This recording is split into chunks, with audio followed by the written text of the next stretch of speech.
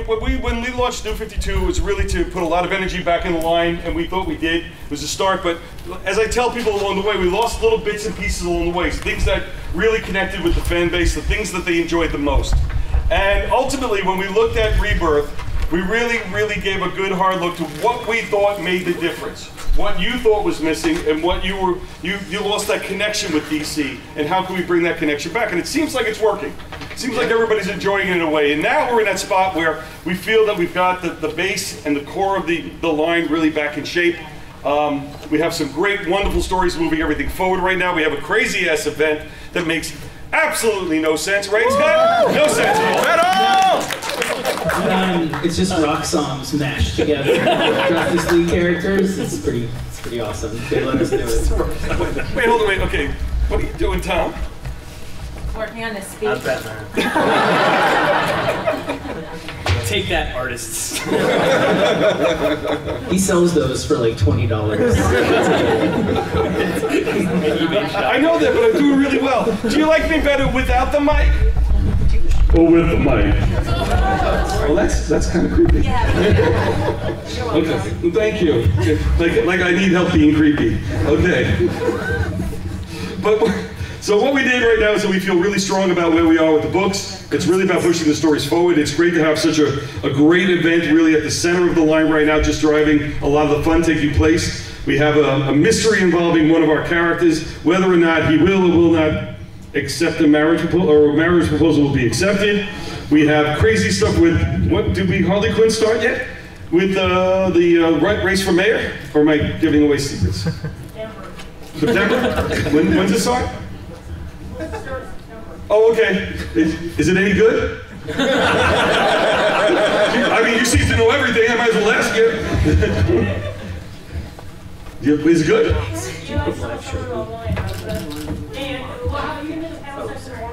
Yeah, I'll be there too. Well, you're going to skip that one now, aren't you? No, okay. And Emanuela, what are you working on now? Wonder Woman. Oh, yes, that's right.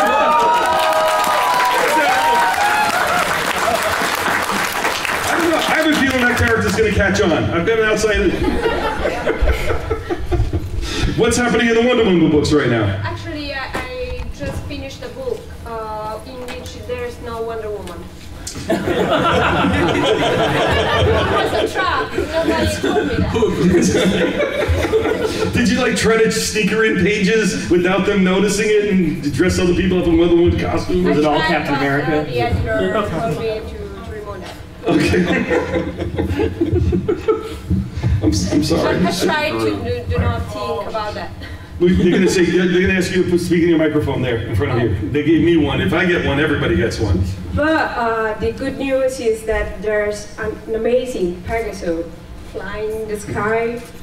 That was the only thing I can say about the book, because I was going to say, did you put a tiara on? I don't want to spoil the flashback, because it's flashback, but there's no Wonder Woman in. No Wonder Woman. Okay. So, for you people who are enjoying the Wonder Woman book, there's no Wonder Woman, but she's doing a beautiful job with it. On my phone. Is it? It was a trap. They told me to draw Wonder Woman. Well, Chad, you said that a lot with your books. It's not your fault what you have to draw. I blame everything on Jimmy and Amanda, right? It's it. With Harley Quinn, they're always putting in some crazy stuff, including some of us in those books on occasion, too. Yeah. Is there Harley Quinn? Yes, Harley is in the latest issue of Harley Quinn. So. Okay. So what I like to do, so with this panel, while we normally talk about, like tomorrow, who asked me about tomorrow's panel? Tomorrow we get into metal and a bunch of the other craziness going on here. But here, this is what we call our secret origin panel, where we try to get into not just our origins, about why we love comics, how we got into comics, but also what you guys got into comics for. So I have to always start this panel in a very, very particular way. I'm trying to find out how long people have been reading comic books. I always want to find out the longest reader here. Okay, so in no particular order, we're going to start. How many people have been reading at least 1 year? At least 1 year. At least 1 year. Okay? Okay, for everybody who doesn't have their hands up, why are you in this room? And more importantly, if you come back next year, I want that hand up. Okay, keep that hand up. Ready? 1 year. Okay, 5 years. 5 years. Who here has been reading for 5 years? Oh, a couple of hands went down. You got, wait. Hold on, wait. The guy with the glasses on your head, looking to your friend. Do you right there? You seem unsure. Do you know if you've been reading 5 years or not? Are you talking to me? No, the guy behind you, right there, right there. Yes, you. Why is the hand halfway up, down? Well, because there was a gap there that I didn't read comics. So basically, so aggregate. Have you been reading a total of 5 years? That's work for you? Okay, all the way up, come on, I gotta see it. All right, 5 years. Okay, now it gets fun, 10 years. Ooh, I like a lot of new readers, that's good, 10 years within time. That means that since I've been working at DC, you started reading comics. I apologize for that. Okay, let's go next, 15 years. Okay, that's as long as I've been here. Now we're gonna go again, 20 years. How many people have been reading 20 years? 20 years, going 25. Let's go 25 years. Who's got the hands up? Ooh, okay, we're getting it down here. 30 years. How many people have been reading 30 years? Okay, your hand just went up. Your hand wasn't up at all. At 30, you went up. Oh, you got confused. You got lost. Okay, 30 years, 35 years. Okay, 40 years. Okay, whoever has the hands up, stand up, because your arm must be tired. Okay, let me see the 40 you're reading. There you go. Wait, you're still going, okay. 45 years. 1971, that's when I started. What was your first comic? Batman, Batgirl. Well, okay, which issue? Come on, you have to know your issue number. I know the cover number. She's running on the front. Which Batgirl? That's Barbara Gordon, man. Dude. There were reprints. I still stand by that statement. Okay, ready? What do we got? What are we up to? 45? We up to 45? 45? 50? 71. 71, okay, that's all right. I'm not doing the math. You're gonna have to stick with it. You're standing up still with 50? When did you start reading comics? When I was 2 years old. When 2 years old? You were actually reading comics at 2 years old? Okay, what was the first comic you read? What was the story about? And who was the lead character? Archie. See, the problem with Archie, he can say any story because they all read the same, don't they? He couldn't decide. But there you go. Well, congratulations to everybody who's been reading it, because that's what this is about. It's that love of comics that keeps on bringing us back, keeps getting us talking about it, and that's the fun of all this. And every one of these people at this table has a story. Some stories just come off the top of the head. Other people spend all night writing them. Weeks writing them. So let me turn it to the crowd. I mean, man, let me start with you, Emanuela. Where did you get your first comic, and what was your first comic? My first comic was a manga because when I was 14, there were not so many well-known DC comic books or Marvel. You know, it was something for male readers. So my first comic books was Ranma. Yeah, and then I started reading American comic books in the last 10 years. Yeah, I'm just a new reader because I started reading comic books as I tried to get in the industry. That's great. Okay, Chad, how about you? What was your first book? I stole my brother's Neil Adams Batman and Mike Grell's Warlord, and so I stole his. Is this a confession moment? Yes, Is this something that they're mine now. It's a good thing your brother's not here to hear this story. Yeah, let's be reclaiming them. Okay, Scott, your first comic book. It was Batman versus the Hulk, oversized. Do you remember? It's like at the Winter Olympics, that crazy one. It was like that. Shaper of It was Worlds. great. Yeah, Shaper of Worlds, the Joker. It has that beautiful Picasso page. Garcia Lopez. Yeah, it was Garcia Lopez. That's exactly right. Yeah, that was my first. I still have it. I still have like the marker, crayon marks on it. It's like this big. Okay, question. How did that get? Who got it for you? I mean, did you buy it for yourself? Why that comic? My dad, I wasn't getting into reading, and my father took it upon himself to find. He'd always loved comics, and he found a shop near us old Forbidden Planet from anyone from New York. It was like on 11th Street and Broadway. And yeah, it was when it was had the upstairs downstairs. Right, awesome. Exactly.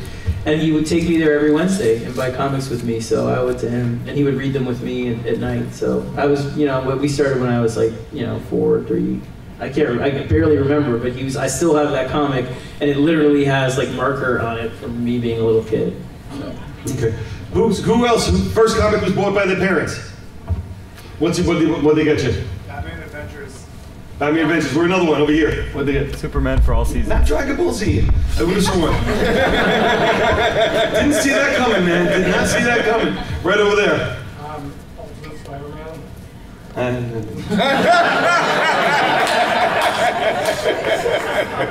He almost had a half of you. One more. We got him in the back, right over there. Yes, you. Why that book? I mean, seriously, why that book? Did you ever see those West Coast Avenger comics? That's terrible. No sense, man. This is John Byrne and Stevie Wonder having a fight for like 50 years. They take Vision apart. What's that all about? Tom. Yes, I'm here. Okay, in your pre-recorded statement. Yeah, it should take about 45 minutes. I did it in English and French. Don't speak either language. Yes. My first comic? Avengers 300, Simonson, Buscema, Tom Palmer, featuring the premiere of Gilgamesh on the Avengers. He made a huge impact throughout the years. I got it because, for the classic reason that my generation got comics, because my parents smoked and they had to buy cigarettes and felt guilty about that, and so bought something for me. I really feel like the less people smoke, the less they buy guilt comics for their children. So anytime I see people say don't smoke, I'm like, no, keep smoking. I have to earn money for a living. That never even occurred to me, but my dad smoked too. Comic store, and I never thought of that. It was just like a smoke break my whole life. Okay, does any other parent smoke and buy comics? Nobody else? Just me. Wait, over there, right there. I saw one hand. Is that true? Did they buy comics when they went about cigarettes? It's like when they went to the newsstands, get a pack. There's just me. Oh my. Yeah, it's the local Max, and as a kid, you go up to the comic book stand and basically just start pulling at them. So he's buying a pack of smokes and buying me a comic. See? It is. We used, when we did these panels, we used to ask the question, what's the strangest place you ever bought a comic? And we had one person tell us that they used to sneak out of Mass, and there was a guy behind the church selling cigarettes and comic books. So, and they used to be in the back of the church, and you used to go through the box as you're smoking and picking up comics. So there's something here. So it's probably not a good connection. We shouldn't repeat this. Right? You know the rules of our panels, right? We don't share this information with anybody. Yeah. We keep this in here because we try to keep somewhat of an image place. So, okay, so everybody here, you had early comics, you bought them in early time, somebody bought it for you or you found them yourselves. What made you decide to get into comics? Emanuela? Mainly because working as a researcher was boring, so... Wait, tell them what you did, I am a biotechnologist and I worked as researcher on DNA of Salmonella species for 4 years, but then I got bored. So I guess that job wasn't in your DNA. I couldn't wait to go home. I don't remember how I ended drawing comic books, but I think it was, I don't know, something that I felt like a job that I really loved. So I started more studying how to draw comic books, and then I became a comic book artist. That's a real story. That's why you're on this panel, because you got a good story. Chad, do you still have a good story? Yeah, same thing. I saw the pretty pictures and I taught myself to draw. Looking at comic books, which I found out later you're not supposed to do. They're like, don't look at other artists. Learn it on your own. But that's what I did for the first 20 years of my life. Was try to teach myself how to draw looking at comic books. Who was your inspiration? Which artist were you looking at? Well, okay, Jim Lee. I mean, come on, right? I mean, you know, Arthur Adams, J. Scott Campbell, anybody, Mark Silvestri, Todd McFarlane, you know. To mention Emanuela while she's sitting next to you. Emanuela, absolutely. Yeah. I think that's an important thing, because I remember when I started to draw comic books, teaching myself how to draw comic books, the very important thing that led me to draw DC comic books were because I followed some artists that were working for DC Comics. So I got inspired by those artists, and then that's how I started my path. Dave Stevens, Adam Hughes, Brian Sue, Kevin Nolan. Yes. I think finding an artist that you really love is the first step. Some of us are in it for the art. Yes. Gotta write that we down. already found out Tom's in it for the money and the cigarettes. So, Scott, what made you decide to do this? I loved escaping into it. It was I wanted to be an artist before I wanted to be a writer, and I just could lose myself in it in a way that I couldn't with anything else. So I used to draw my own characters, and then I'd go to conventions with my dad and ask the artists to draw my characters that were always so lame, and then rip-offs of their characters, so it would be like, the Blue Panther. You know what I mean? Whatever, it was just always terrible. But it was for me, it really was. Like, I was a nervous, anxious, kind of, you know, shy kid, and it was a way of expressing everything that I couldn't. I loved it in that way. And I love the serialization. That's the other thing that really caught me, was like, I loved waiting every week to see what happened. It really affected me, that idea of a constant story that just didn't end, that you were always a part of. When did you decide to be a comic professional? Well, it was all I wanted to do. I mean, I really was serious about being a comic artist all through high school, and I had a portfolio, and I went to classes after high school for it, and all kinds of stuff. And then when I got to college, I just didn't have any opportunity to continue with it, and fell more into the writing. And then when I started writing prose, but I always kept up with it and always kept reading comics and was looking for ways back in. And then I wrote a couple stories that had like supernatural stuff, and then a couple comic editors found me, and I had comics with me. They were like, "Are you serious about it? Would you like to pitch?" And I was like, you know, like that's my end. And so yeah, that's how I found my way back in. But it was all I wanted to do since I was a kid. And it was weird because my parents, I was always like, I want to be a writer. You're not supposed to be supportive, but they were always very supportive of it, and taking me to cons and all of that. So they're still like first in line, like two little old people, you know, at the things. It's really funny. You know them. But they're very sweet. So yeah. Excellent. Mr. King, first of all, when did you know you wanted to be a comic person? Always. That's all I ever wanted to do growing up. Since I was before I can remember. I was the kind of kid I wasn't good at things, and I wasn't good at making friends. So like I just had comics at some point. It's sort of sad. But when I read comics, my favorite... Which explains most of his storytelling, in case you haven't read his stuff, That right? hasn't changed at all. I sit by myself in a room and type on a computer for a living. When I read comics as a kid, the best comics that I read were the comics that didn't stop when you turned the last page. It kind of inspired you to want to go out, and you kind of became part of the comic. Like you'd hit a tree and you'd imagine it falling down. Like that kind of comics, that got you that kind of energy. And so I just wanted to write that down and be a writer, and I always, since the time I was little. My parents were the opposite of Scott's. They're like, no. And I grew up in Hollywood. My mom was in the business, and she's like, it's impossible, and they'll crush you. Be a doctor or a lawyer. That's what I went with my kids. That's how I would have been. And I always have to bring this up. And Tom, what did you do before you were a comic book writer? Well,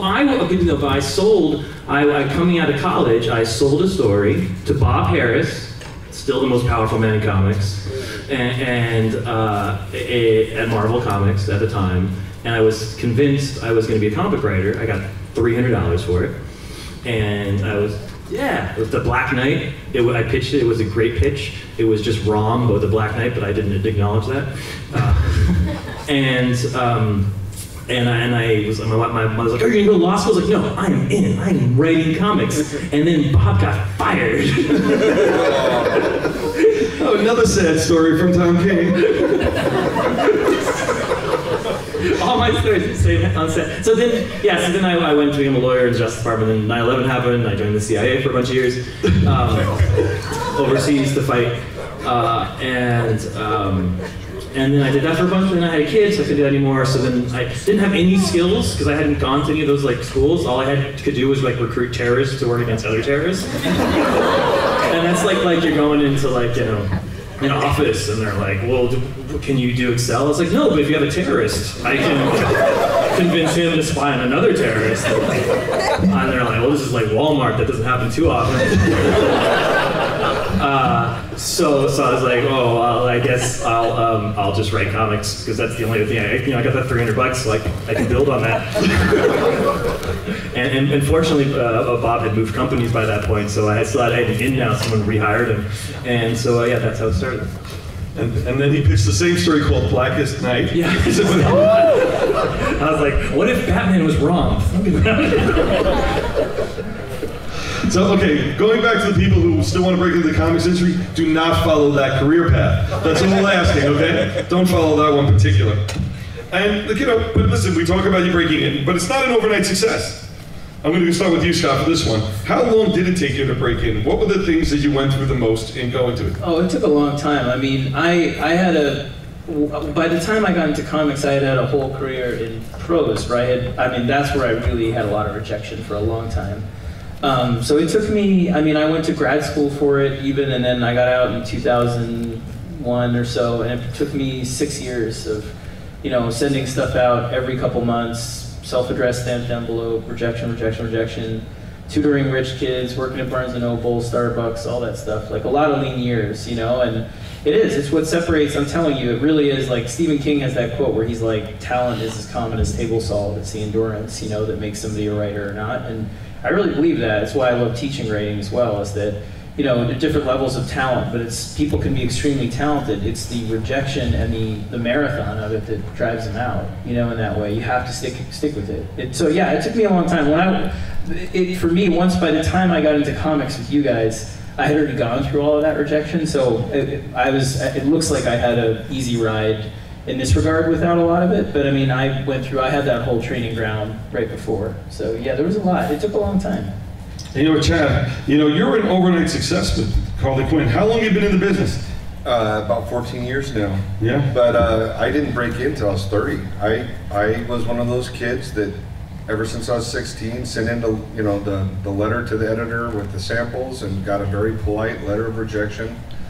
And I finally just said, well, if I can't work for DC, I'll try a small publisher, and I did a few small books, and then once I got a few small books under my belt, I submitted to the talent search at San Diego, and I'll never forget seeing my name actually come up, you know, for, you know, like, your portfolio's been selected. I mean, I was, you know, I had like 4 friends with me, and we're all jumping up and down in the middle of the DC booth, you know, like we'd won the lottery. And and then it was really weird. They bring you into this room, and there's all these editors, and it's dead quiet, and you're like, what are they gonna do to us?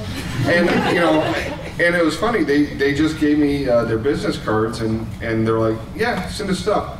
And I was like, okay. And then for another 2 years, I sent Richard Bruning and Joey Cavallari samples just monthly, and then one day, out of the blue, Joey calls me up and is like, yeah, my artist just got in a car wreck, broke his arm, I got a 22-page assignment, I got a 6-page assignment, which one do you want? I said, I want them both. And then I worked for Joey for 7 years straight after that. So, what was that first book? It was Countdown to Mystery #1. Oh, okay. And it was so horrible. I was so nervous, guys, that, the artwork's so bad. But I bounced back, so. That was the Spectre and... Yeah. Dr. Fate and Spectre. Oh, that's right. Yeah, and and Steve passed away while working on that. Yeah. So I got to do, with Gail Simone, I got to do the tribute issue. So. That's right. Yeah. This was Steve Gerber, right? Yeah. Yeah, that's right. Yeah. That's right. Okay. Wow. That's a long time ago. How long did it take you to break in after the DNA thing? Well, I got several rejections as well. Some of them from a very small and ugly publishers.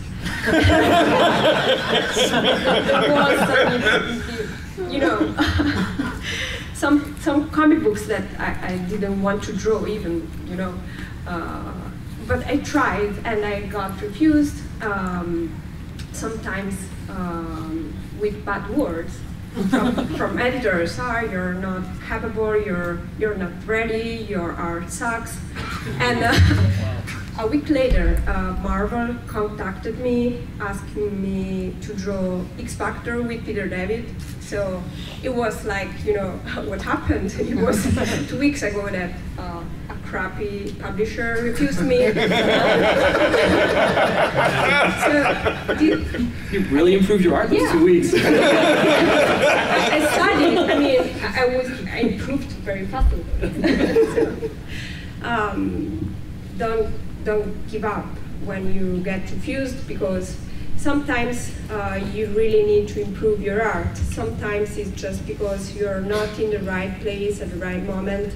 But what Chad said, to keep sending samples monthly and weekly, it's very important, because you have to break, to find the right moment to get in the world. Yeah. It's almost like you have to let the editors know, like, you're not going away. Yeah, like, I'm here, I'm sending you stuff. Yeah. That's great. Tom, you were an intern at DC, correct? Yeah, long time ago. I photocopied Preacher. I think I should get a credit. I don't know why I'm not in the credit. Get them that TV money for that photocopies. I think you get a special thanks in the show. Yes, at least. I mastered that photocopy. Actually, I was really terrible at it. I would get the wrong copies. So my question to you is, was there ever any other point when you wanted to break in comics that you almost gave up, or is there anything that you ever thought you were just going to walk away from it all? Yeah. Scott Snyder saved my career sitting next to him. I had I had published an 8-page Vertigo issue, which I think they just gave me as a little pity thing sort of thing, and it went well. And then Vertigo said, well, pitch us a series. And I pitched them a series, and they're like, we love this, it is approved. And I was like, yes, I'm a comic book writer, I'm gonna make $600 this time. And I told my wife, I was like, yeah, we're paying for college. And I wrote the first script, it was brilliant, it was the best thing ever. And then I got a call from my editor, and he's like, I'm sorry, it went up to Dan, and he hated it, and it's you. Dan who? I think his exact comment was, who the fuck is Tom King? I don't know how to say that in French. Like, so I was like, who is this Dan fellow? He sounds horrible. And then so then they're like, but no, don't worry, we'll pitch another thing. So I pitched another thing, which was Sheriff of Babylon, which eventually came out. And this is the best thing ever, it's great, it's wonderful, it's a war story, it's authentic, whatever. And then I was like, yes, this is definitely gonna make it. And then I get another phone call. Yeah, Dan still doesn't know who the fuck you are. And I was like, oh, I don't know who this Dan is, but he hates me and my family. If I ever see him in person, I'm just gonna... And then, luck of lucks, Batman switched editors, and Scott had a relationship with Mark, who was this guy who was pitching to Dan and getting slapped up. And Scott and Mark agreed that, or I don't know how it happened, but Mark became editor of Batman, and then Mark said, well, I'm editor of Batman now, I have enough power to bring you in, where Dan will maybe trust me a little bit, you can maybe co-write an issue, and that's how I broke in. I sort of slipped under the Dan radar. Okay. Exactly when Babylon came out, I was like, who the fuck is Tom King? Oh, he's co-writing Grayson. Oh. You think Grayson? I know, that was the worst in. Okay, back to you guys again. I'm gonna go back to you. You work for a crappy company. What's the worst job you ever had? What did you have to take just to... You really don't want to know it. Oh, yes, I do. I think, do we want to know this? Yes. There we go. My first comic book was toilet comics. It was short and long stories based on your, No, I don't know. your timing. So it was even a nice idea, because you know, it's fun. wait. Hold on, wait. We have a little bit of a language issue. Wait, what is this? What was? It's a comic book. Right. It's a collection of short and long stories. Based on what? Based on what the time you spend on the toilet. Which is a great idea if you think about that. I think I have my next pitch. I left my researcher job and I had a desperate needed to work. So I took that. Did you do research for this comic? No. No, okay. So that was my first comic book, and the nice thing was that I got the short story at least for a short needed. Okay. Good. And it was a horror story. It was crap.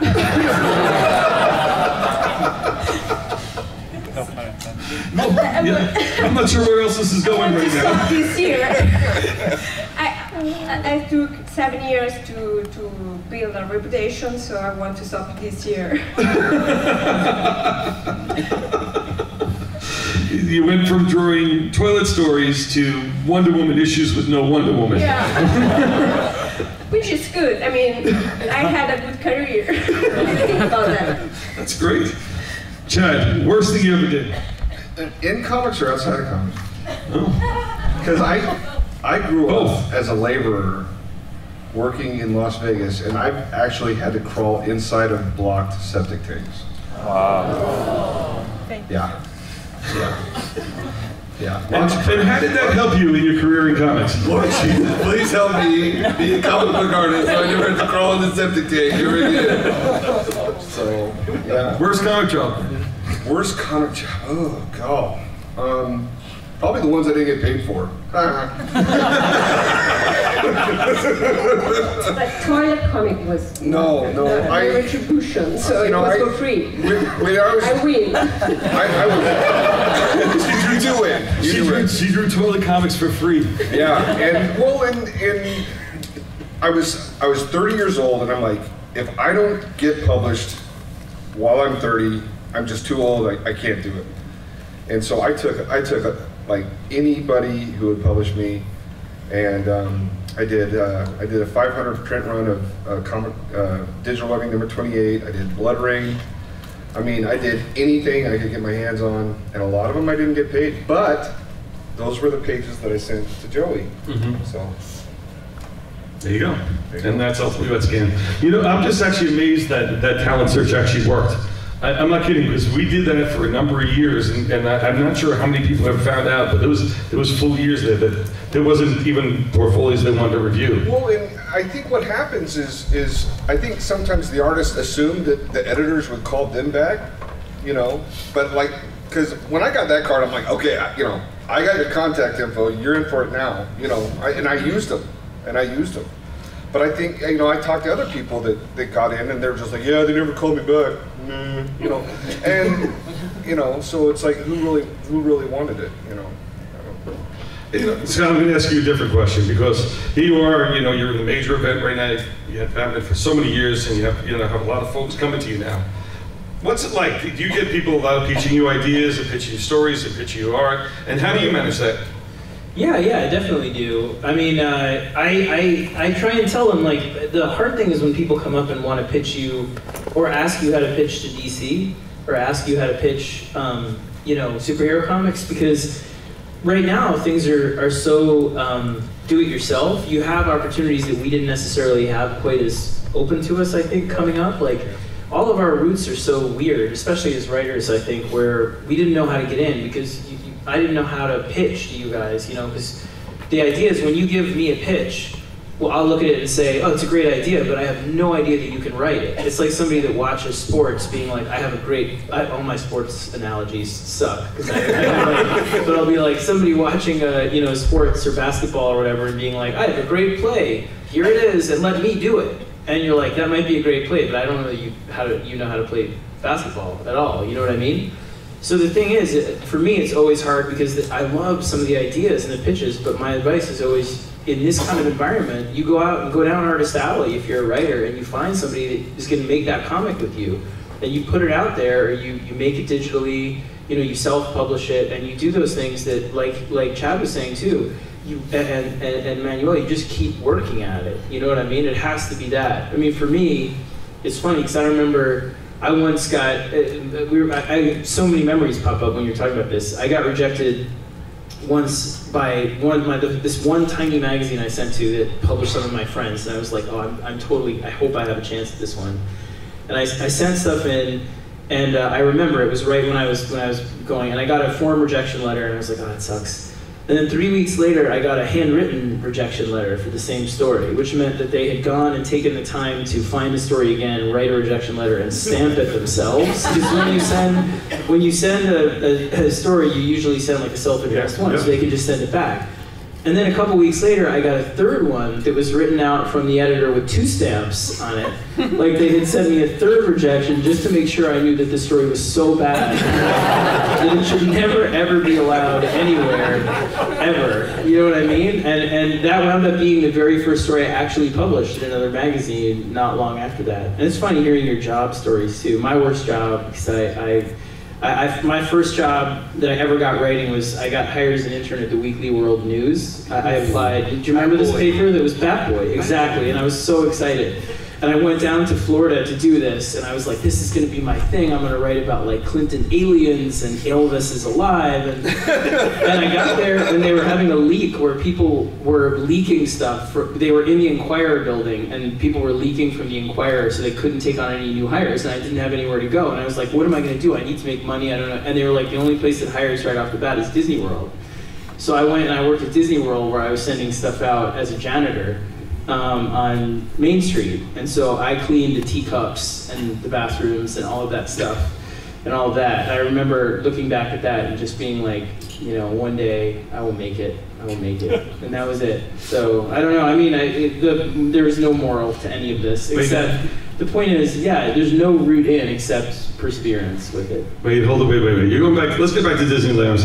Wasn't there more to that story at Disney World? Weren't there other jobs? I did, yes, I did. Well, I was a janitor for a while, and I actually sort of got good at it. And then they hired me to be a roller skating janitor, which was awesome. Because then you're the same thing, but you're on roller skates, and then when somebody's yelling at you, you just kind of skate away. And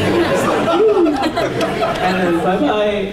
It's really good. And then I did well at that, and then they hired me. There was an audition to become a character.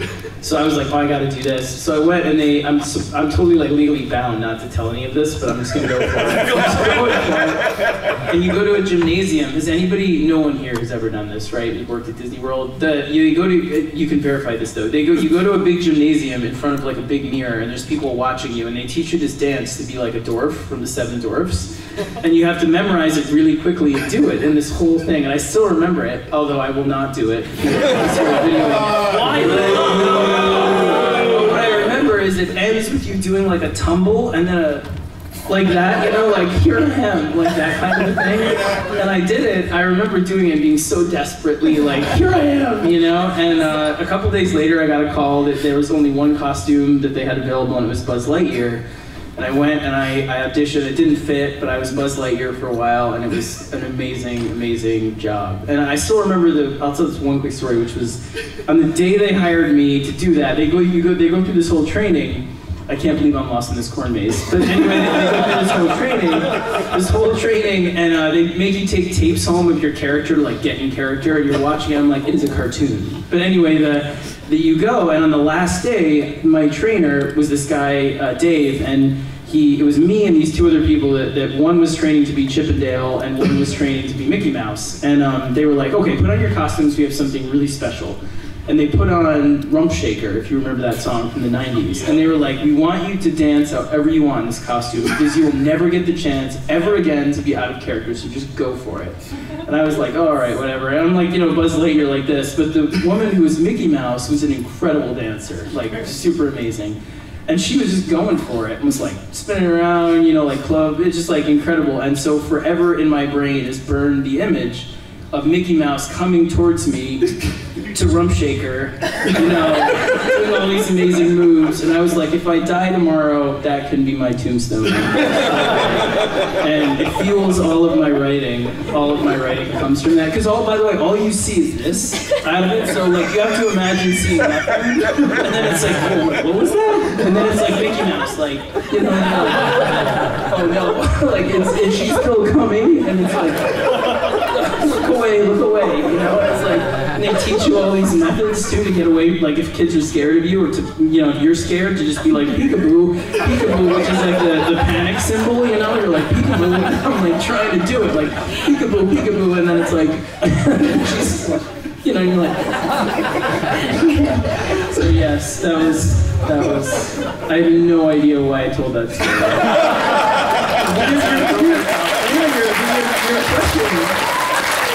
Your question was literally like, what do you do when people pitch to you? I have no idea how I went down that rabbit hole. I've been up I literally got back from Hawaii with my family at 7 p.m., like 8 p.m. at JFK yesterday, and I went home, put them to bed, and went back to JFK, came here, so I'm just sleep deprived. I'm sure that's all it is. Okay, let me get this. I retract that whole story. We had toilet comics, septic tanks, peekaboo Buzz Lightyear, and Walmart terrorists. Okay, so now you know how the comic business works, right? Better idea? Break in, ladder, you just climb that ladder. Okay, you know, as we come closer, word or advice for everybody. Okay, what do you want to be? Artist, writer? Writer. How much writing have you done? A bit. A bit? Okay, that means you want to be a writer, but you've only written a bit. Who's written more than a bit? Right over here, what have you written? We're not taking pictures. Okay. Oh, there you go, excellent. So they're just full of words. That's usually the way it works. Yeah, Are they in any random order? Alphabetical, it's a completely different type of writing. But yeah, it's, you know, convincing artists to draw things for you when you don't have any money to give them is really tough. That's your whole life, right? That's pretty much it. I made a career out of that, thank you. I saw another hand. Hand up? Well, I've written like a few novels. I mean, they're pretty bad, but... You've read these guys' work, right? No, You're one of us now. Can't be any worse than Blue Panther. Vengeance, that was my best one, and I forgot to spell it with an A. And the artist actually pointed it out and was like, doesn't that spell with an A? I'm like, he writes it in blood above it. Like, can you just make it like one of those little, you know, those like that? Like, the bad guy dying was like, there's an A in that. And he's like, I know. I thought that was so good. I really did. I swear to God, I literally had that. It was like a little, what's that called? Where it's like, you know, the little symbol where it's like above the word, you put the letter, the little arrow. Ampersand. Yes, or no, whatever. Carrot. What's that? Like something good. Call it carrot. Did I blow your minds? Well, you two go to Columbia. Who else we got? One more, right here. I wrote about 15 to 25 issues on and off of different stories. It's just turning story into comic is a long process. Wait, are you Scott Liptel? I took a picture with him at Comic-Con. It's cool. It's a really funny joke if you knew what he's talking about. Okay, anybody else? Anybody else? Okay, let me see right over there. Preacher. I wrote one novel that I self-published. Okay, that's good. And you still writing? Yeah, still writing. Okay, good to hear that. All right, let me go back down to the crowd again. Let me hear from you guys about, so you're at that point of your career. What keeps you going? Oh, I have so many children. Just look at them all. They're just bags of things demanding money. What keeps me going? Inspiration from my peers. I just say that because they're fucking up here.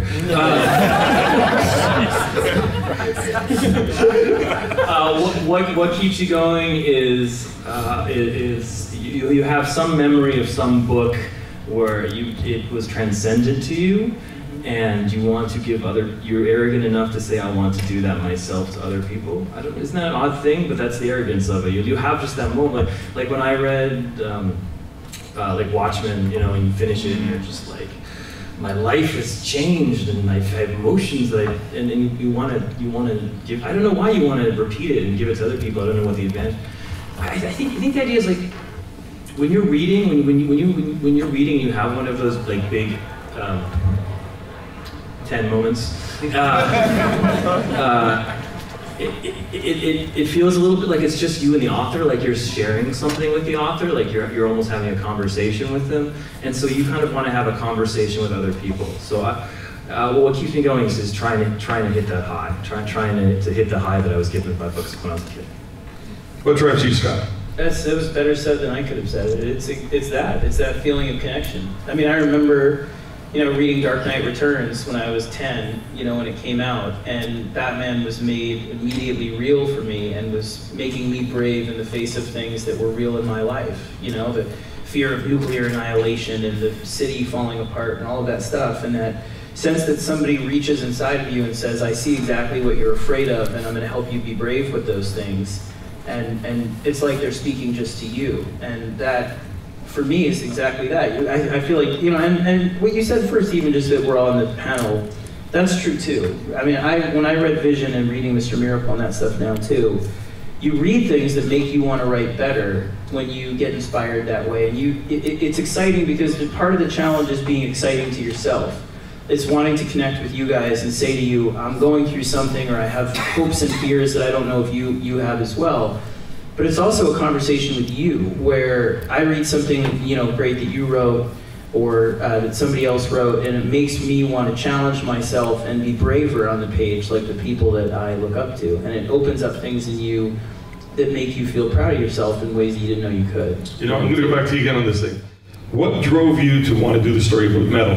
What's driving that story in you? Oh, it's entirely emotional. Metal is deeply about the moment when you wake up and you feel like every road open to you, everything you thought you were doing that was meant to lead you somewhere good, suddenly says, oh no, every road from here forward is black, is dark, and it's your fault. And you've taken everyone on this journey with you that's going only downhill, and that's it. And finding a way to say, no, you have to push through that and find wonder and hope and all the things that you know are there on the other side of it. It's written in many ways for my kids. It's written about this moment in particular in time, but it's also written about those experiences I've had, because certainly I've had moments in my life where I felt like very worthless, and the villain of that story is that voice that says, oh, I know you thought you were this great hero, Batman, in the Justice League, but everything you've done in your whole career, not just your career, but your life, and the lives that led to your life, have all been a plan to just show you how worthless you are. And you're just a lever I'm pulling to end everything. And everything you thought was an accomplishment, I let be that. And to me, that's the voice, that fraudulent worry you have as a creative person, or as a person in life sometimes, where you feel like, I don't deserve what I have, I'm not the person I present to people, I'm failed and flawed, I'm not the person I want to be for myself or my kids. And there's always that voice who can be the Joker, who can be Barbatos in this story, saying, oh, you are exactly that person that you don't want to be. All those things you're afraid of are true about you, and I'm going to prove it to you. And I'm going to watch you go down and laugh at you while that happens. And so the story is very much about saying, no, I am the rock star I know I can be, and making you guys feel that way. And it's about, for me, how fun and bonkers comics, that Kirby-esque, crazy, awesome space opera nuttiness, isn't just escapism. It's about being brave and reaching beyond the things that seem finite and closing you in, and dark and known science, and saying there's wonder and awesomeness in you and beyond the limits of what you think is known. And so for me, that's Metal. It's called Metal for fun. I want you guys, and it's about nth metal, so I want it to be something that you guys feel like you're invited to the best rock party ever this summer. But it's also, you see, like, you know, Dan, I tell you, and issue 2 is like, I don't want to spoil stuff, but it's meant to evoke that sense of daring and fun that I find in the people I love the most reading, including you, Tom, where you read it and you see, I can't believe they did that. That's so daring and different. And we want it to feel fun that way, where you turn the page and it's just like, I can't believe they did that. That's taking me somewhere I didn't know I could go, and expanding my sense of where this story could take me emotionally in a good way as well. So as dark as what I just pitched is you, it's meant to feel like this crazy bonkers tour of fun. It gets dark because that's, you know, it's a personal story, but that's what it's about. So it's driving me, this is the story I've been building to be able to write for many years. It's the culmination of everything I've done at DC and before that, and in prose, because I'll tell you, sorry to go on and on about it, but essentially, it took me a while to learn that it's okay to embrace the zaniness and the fun of comics, because I was so intent with Batman on the darkness, and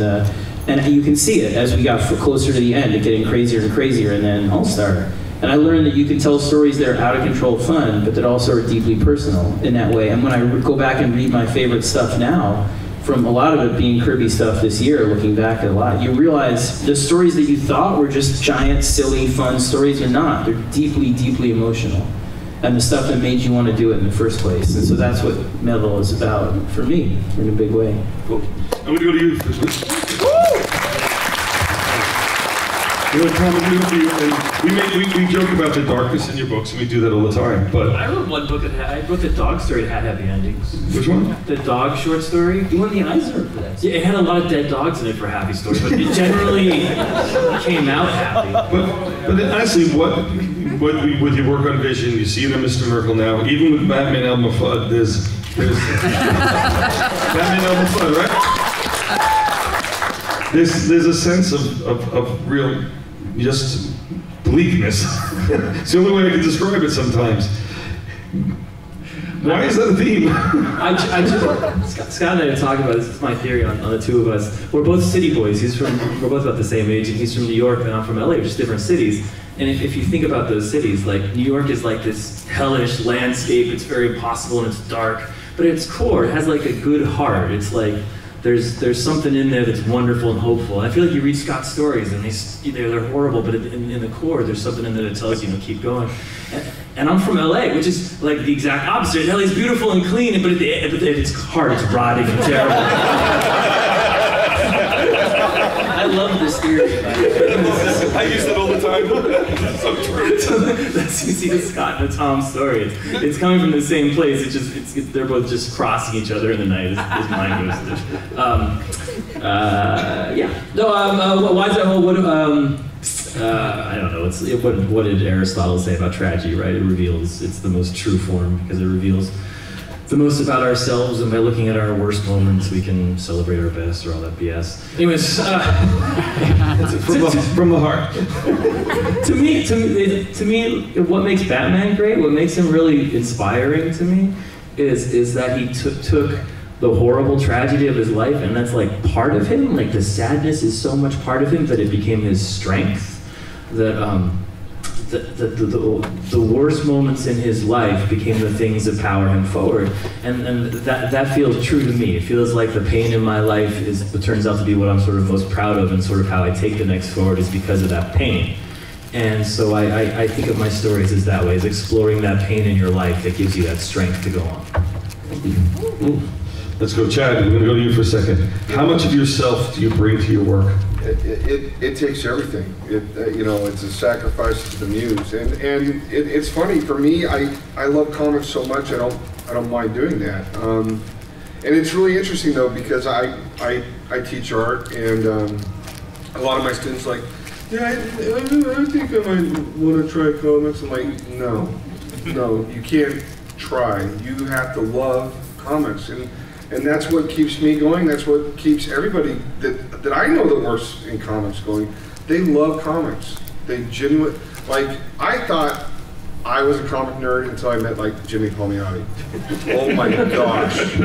Like, Jimmy knows, like, I thought, like, I knew everything there was to know.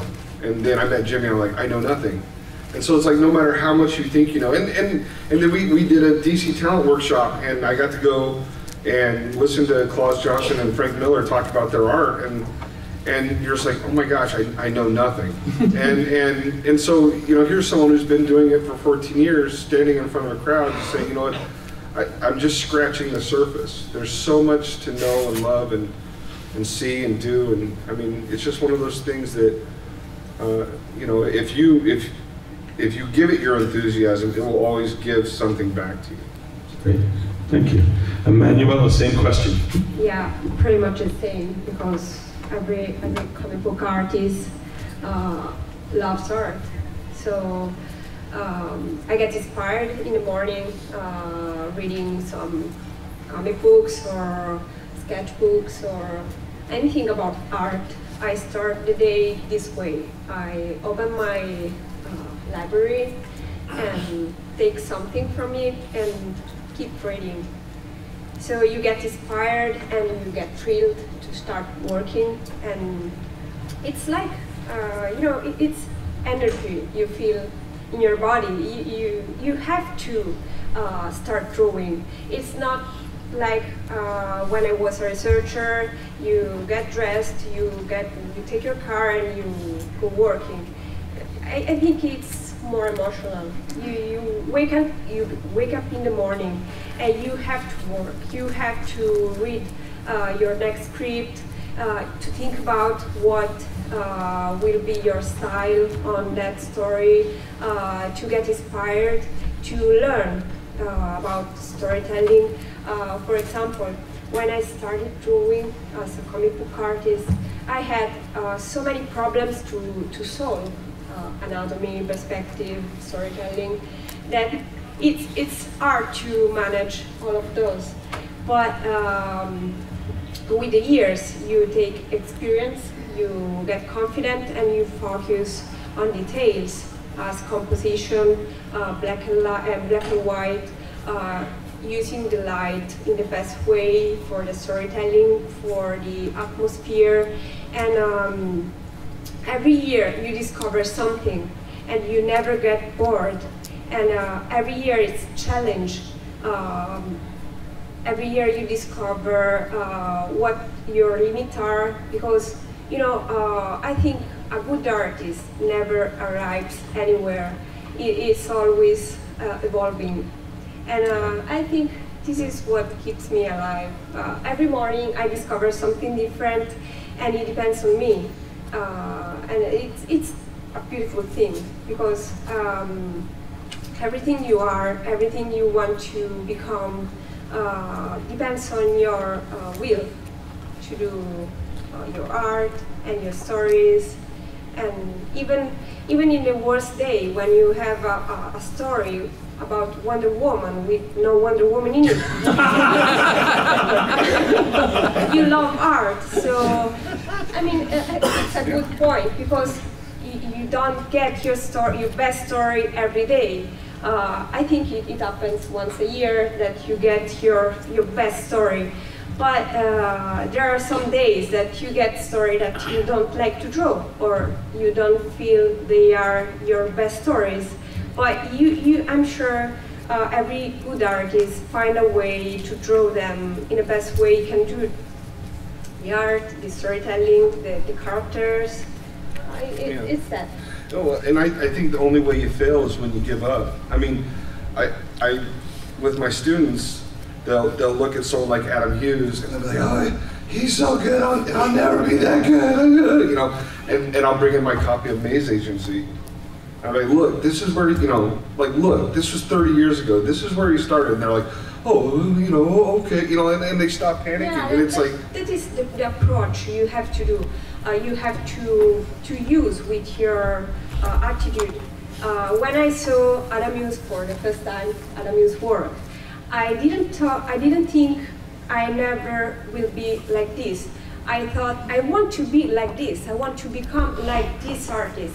And from then to now, I keep hoping I will be like Adam Hughes one day. Yeah, excellent. All right, well, I think we're out of time here, guys. I want to thank my panelists, Emanuela, Dan. I want to thank you all for joining us here. And this is our secret artist. So thanks a lot. Thank you guys so much for joining us. Thank you. Time to go.